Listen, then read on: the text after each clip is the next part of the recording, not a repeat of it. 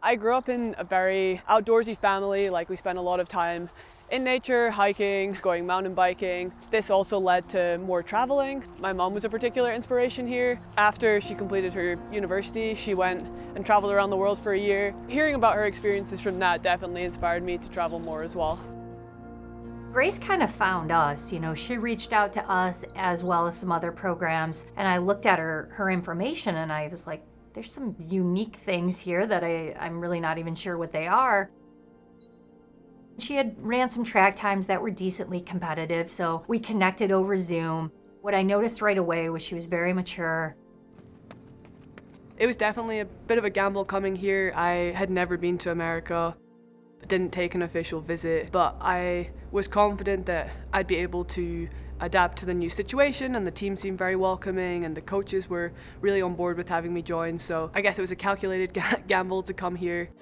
I stepped off the plane in America like knowing I was going to be here for the next couple of years and really hoping it was going to work out.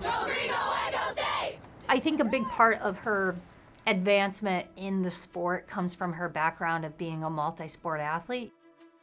Orienteering is a running race in which you find a series of checkpoints. My parents did orienteering and got me into it basically as soon as I could walk, and then I just progressed through, started going by myself and taking on more and more challenging races. When I was around 12, I got into the Scottish junior squad, and that's when I started going away without my parents and meeting teammates and friends, and then progressed on to the British team. I've met some incredible people from orienteering. I've traveled to over 20 countries now to compete in orienteering and seen some beautiful places.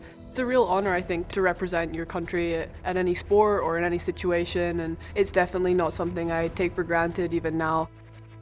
So our activity tonight is a scavenger hunt, and we wanted something so that you could be in teams and get to know other people and move around a bit. I think she's a really great leader. She's not someone who necessarily is like always the loudest or always the one speaking at meetings or things like that, even though she does contribute, but I think her leadership style is definitely by example.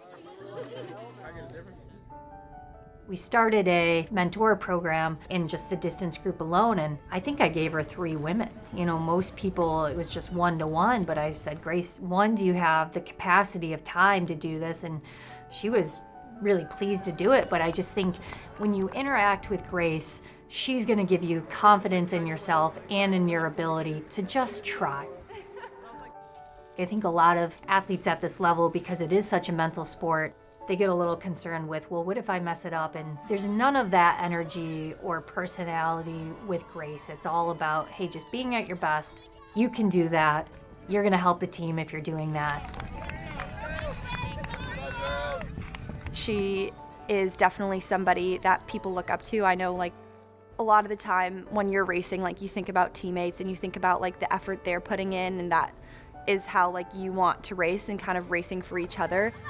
She's someone that it's just super easy to think about and know that, like, out on the cross country course, she's 100% doing her part. She's 100% giving it everything she has, and it's kind of just something that you can think back to and motivate yourself in that moment.